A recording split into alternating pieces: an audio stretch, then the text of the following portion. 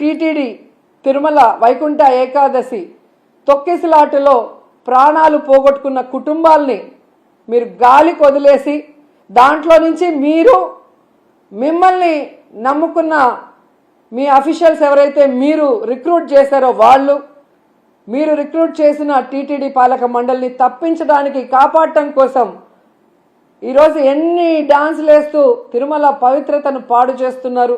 లడ్డూ విషయంలో ఎలా ఈ తిరుమల పవిత్రతను పాడు చేశారు. అలాగే మహిళల మీద ఇన్ని అఘాయిత్యాలు, ఇన్ని అత్యాచారాలు, హత్యలు జరుగుతుంటే కూడా మీరు దాన్ని ఎవరి మీద నెట్టాలి, ఏ పార్టీ మీద నెట్టాలన్న ప్రయత్నం చేస్తున్నారే తప్ప వాటికి అడ్డుకట్ట వేయకపోవటం ఈ రాష్ట్ర ప్రజలందరూ కూడా గమనిస్తున్నారు.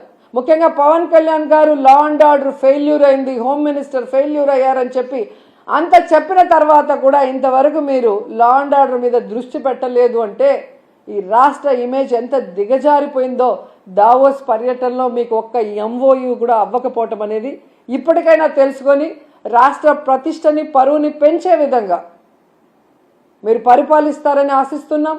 అలాగే ఈ రాష్ట్రంలో తప్పుడు కేసులు, ఈ రాష్ట్రంలో మీకు నచ్చని వాళ్ళ మీద ఏదో రకంగా కక్ష సాధింపు చేయాలి అంటే అది కరెక్ట్ కాదు. ఎందుకంటే ఎప్పటికీ మీరు ఉండరు.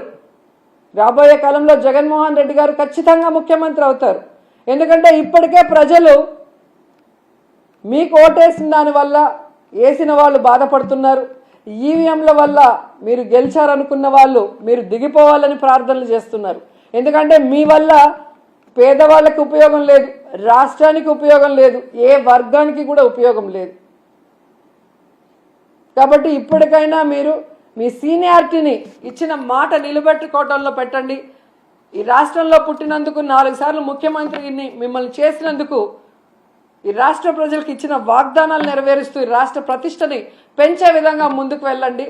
ఇప్పటికైనా అబద్ధాలు చెప్పడం మానేయండి అని కూడా ఈ సందర్భంగా తెలియజేసుకుంటూ, నిజంగా ఈరోజు ఒక్క ఎంఓయూ కూడా జరగకుండా వీళ్ళు తిరిగి రావటం వీళ్ళకి సిగ్గు అనిపించడం లేదేమో కానీ ఈ రాష్ట్రంలో ఉన్న ఒక ప్రజల్లాగా, అంటే ఒక ఓటర్ లాగా లేదా ఒక లీడర్ లాగా మేమైతే పక్క రాష్ట్రాల వాళ్ళ ముందు మొహం చూపించలేక సిగ్గుపడుతున్నాం.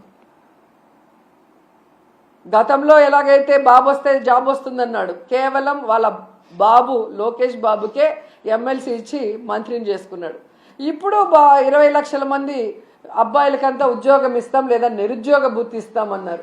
7 నెలలు అయింది, ఒక ఉద్యోగం లేదు, నిరుద్యోగ భృతి లేదు. మళ్ళీ వాళ్ళ కొడుకు లోకేష్ బాబుకు మాత్రమే మంత్రిగా ఉద్యోగం ఇచ్చారు. సో ఈ రాష్ట్ర ప్రజలు బాగా గమనించండి. మీకు మంచి చేసిన వాళ్ళని, మీకు మంచి చేయాలని తాపత్రయపడే వాళ్ళని ఇప్పటికైనా గుర్తించి ఇలాంటి కూటమి నాయకులు చెప్పే అబద్ధాలకి, కుట్రలకి, కుతంత్రాలకి మీరు నమ్మి బలవద్దని కూడా అందరికీ కోరుకుంటున్నాను.